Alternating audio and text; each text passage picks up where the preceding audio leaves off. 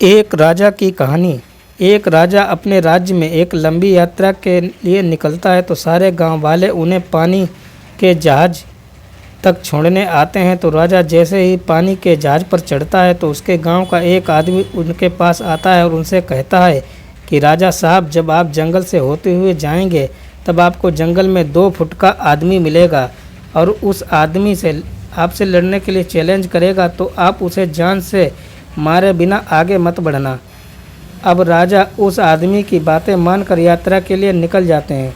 2 दिन बाद राजा जंगल में पहुंचते हैं।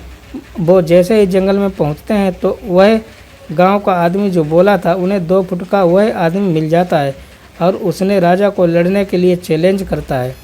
अब राजा उस 2 फुट आदमी से लड़ने के लिए तैयार हो गए और लड़ाई शुरू कर दी। थोड़ी ही देर में लड़ाई ख़त्म हुई और राजा जीत गया, लेकिन जब उसको जान से मारने की बारी आई तो राजा ने कहा कि इस 2 फुट के आदमी को मारने में कैसी महानता।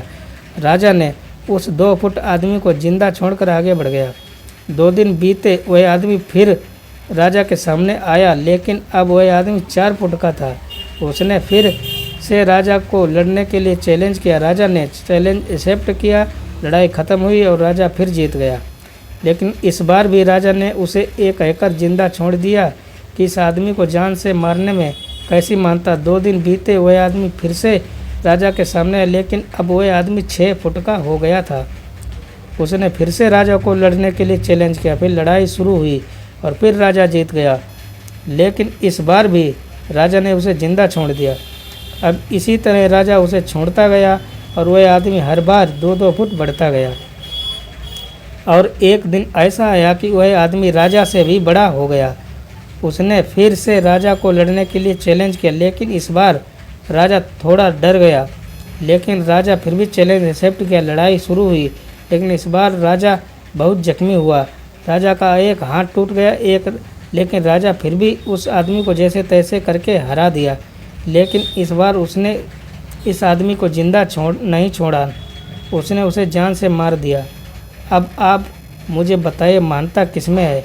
जब उस राजा को यह बोला गया था कि तुम्हें जंगल में तुम्हें जो 2 फुट का आदमी मिलेगा जिसे जान से ख़त्म किए बिना आगे मत बढ़ना, फिर भी राजा ने उसे मानता दिखाते हुए उस आदमी को जिंदा छोड़ गया, जो कि आगे उसे बहुत भारी पड़ा और अपना एक हाथ भी गंवाना पड़ा।